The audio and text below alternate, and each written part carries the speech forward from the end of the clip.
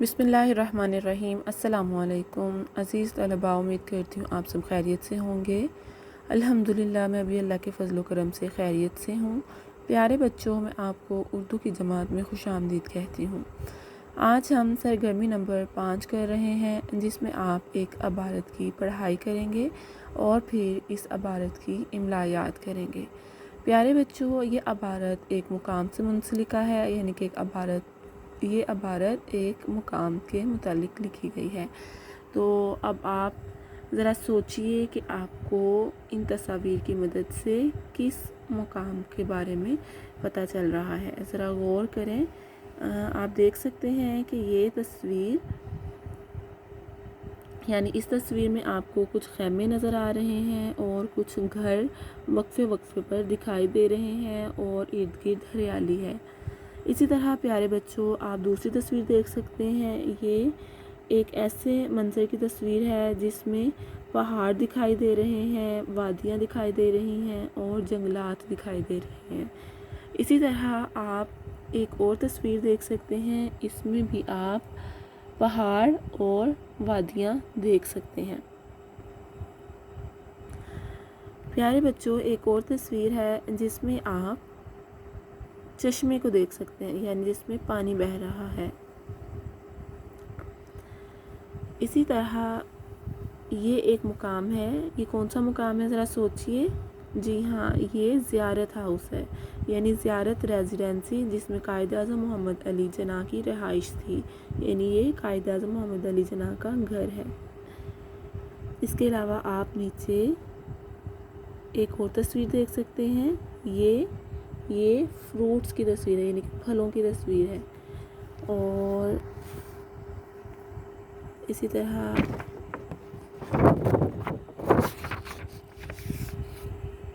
प्यारे बच्चों, ये भी फल है और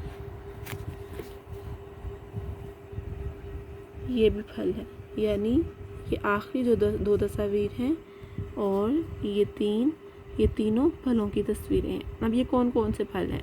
प्यारे बच्चों, हम अबारत को पढ़ते हैं तो आप से बहुत सारी मालूमात हासिल कर सकेंगे। जी हाँ, आज की हमारी सरगर्मी यही है कि अबारत पढ़िए और दी गई हदायत के मुताबिक काम कीजिए। तो प्यारे बच्चों, आज आप इस अबारत की पढ़ाई करेंगे और फिर इस अबारत की इमला याद करेंगे। ये मुकाम कहाँ का है, ये कहाँ की तस्वीर है? बेटा, ये सूबा बलूचिस्तान की तस्वीर है। तो सूबा बलूचिस्तान की सरजमीन कैसी है? सूबा बलूचिस्तान की सरजमीन बहुत खूबसूरत है। जैसे मैंने अभी आपको दिखाया कि यहाँ पर वादियाँ भी हैं, पहाड़ हैं, जंगलात हैं, चश्मे हैं। तो यही वो हमें बता रहा है कि सूबा बलूचिस्तान की सरजमीन बहुत खूबसूरत है। यहाँ पहाड़, दरिया, सरसब्ज मैदान, रेतले इलाके, समंदर, नदियाँ और ठंडे पानी के चश्मे, यानी कि अल्लाह ताला की पैदा करदा तमाम खूबसूरत मकामात जो हैं वो सूबा बलूचिस्तान में पाए जाते हैं। ज़ियारत सूबा बलूचिस्तान की एक बहुत खूबसूरत वादी है, यानी ज़ियारत सूबा बलूचिस्तान की एक वादी का नाम है। ये वादी कोयटा से 120 किलोमीटर के फासले पर मशरिक़ की जानिब है। कहाँ है? वादी कोयटा से दूर 120 किलोमीटर के फासले पर मशरिक़ की जानिब। वादी ज़ियारत चारों तरफ से पहाड़ों में घिरी हुई है। पहाड़ों में घिरी हुई से मुराद क्या है कि इसके वादी के इर्द गिर्द पहाड़ है। ठीक है, पहाड़ों की वजह से क्या होता है कि यहाँ पर ठंडी हवाएं चलती हैं।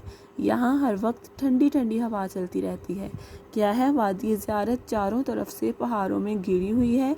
यहाँ हर वक्त ठंडी ठंडी हवा चलती रहती है। ये हमारे लिए बहुत नॉलेज की बात है कि वादी कहाँ वाक़ है। कोयटा से 120 किलोमीटर के फासले पर मशरिक़ी जानिब वाक़ है और ये चारों तरफ पहाड़ों में घिरी हुई है, जिसकी वजह से यहाँ पर ठंडी हवाएं चलती हैं और यहाँ का मौसम काफ़ी सर्द होता है। यहाँ सनोबर के दरख्त हैं जो वादी के हुस्न में इजाफ़ा करते हैं। प्यारे बच्चों, अब आपको इस पैराग्राफ की समझ आ चुकी होगी। क्या है? अब अगेन एक दफ़ा हम इसकी पढ़ाई करते हैं कि सूबा बलूचिस्तान की सरजमीन बहुत खूबसूरत है। यहाँ पहाड़, दरिया, सरसब्ज मैदान, रेतले इलाके, समंदर, नदियाँ और ठंडे पानी के चश्मे हैं। जैसे अभी मैंने आपको इन सब चीज़ों के बारे में बताया। फिर ज़ियारत ज़ियारत صوبہ بلوچستان کی ایک بہت خوبصورت وادی ہے۔ یہ وادی کوئٹہ سے 120 کلومیٹر کے فاصلے پر مشرق کی جانب ہے۔ وادی زیارت چاروں طرف سے پہاڑوں میں گھری ہوئی ہے اور یہاں ہر وقت ٹھنڈی ٹھنڈی ہوا چلتی رہتی ہے، جس سے یہاں کا موسم کافی سرد ہوتا ہے۔ یہاں سنوبر کے درخت ہیں جو وادی کے حسن میں اضافہ کرتے ہیں۔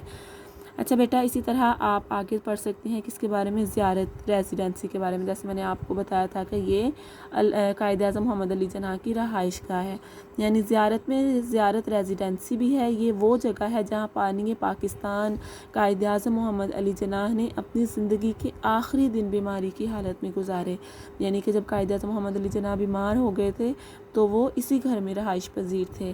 یہاں ان کے سونے کا کمرہ، کھانے کا کمرہ، ڈاکٹر کا کمرہ اور قائد اعظم کی چھوٹی بہن محترمہ فاطمہ جناح کا کمرہ بھی موجود ہے۔ یعنی یہاں پر 4 کمروں کا ذکر ہے، ایک قائد اعظم محمد علی جناح کا تھا، ایک ان کے ڈاکٹر کا تھا، ایک قائد اعظم کی چھوٹی بہن کا کمرہ تھا اور ایک کھانے کا کمرہ تھا۔ ان کمروں میں قائد اعظم کے استعمال میں رہنے والی سب چیزوں کو آج تک بڑی حفاظت سے رکھا گیا ہے، ٹھیک ہے، یعنی کہ قائد اعظم کے گھر میں جو وہ چیزیں استعمال کرتے تھے وہ آج بھی موجود ہیں۔ اوپر کمروں میں جانے کے لیے لکڑی کی سیڑھیاں بنی ہوئی ہیں جن پر سرخ رنگ کا قالین بچھا ہوا ہے۔ کیا ہے کہ سیکنڈ پورشن پہ یعنی دوسرے حصے میں جانے کے لیے وہاں پر لکڑی کی سیڑھیاں بنی ہوئی ہیں اور ان پر سرخ رنگ کا قالین بچھا ہوا ہے۔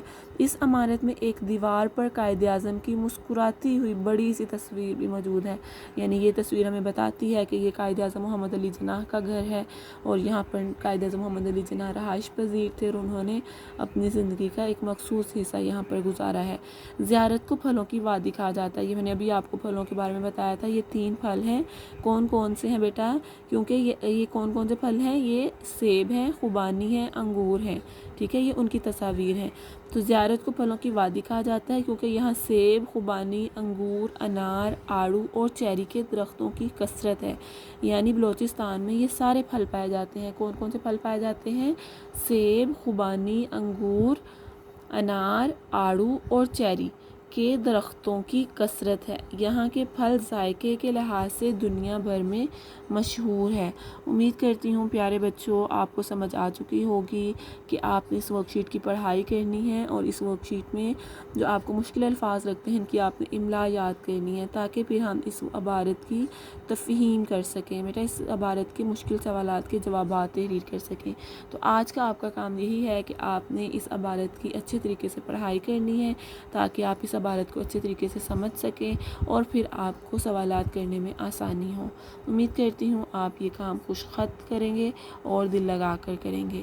اس کے بعد سوالات و جوابات کے ساتھ ہم دوبارہ ملیں گے۔ اپنا خیال رکھیے۔ اللہ حافظ۔